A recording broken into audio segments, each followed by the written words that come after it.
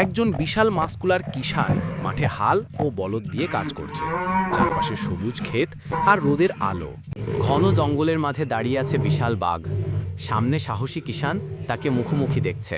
বাঘ ব্যথায় বসে আছে, তার থাবায় কাঁটা ঢুকেছে। পাশে কিষাণ কাঁটা দেখছে।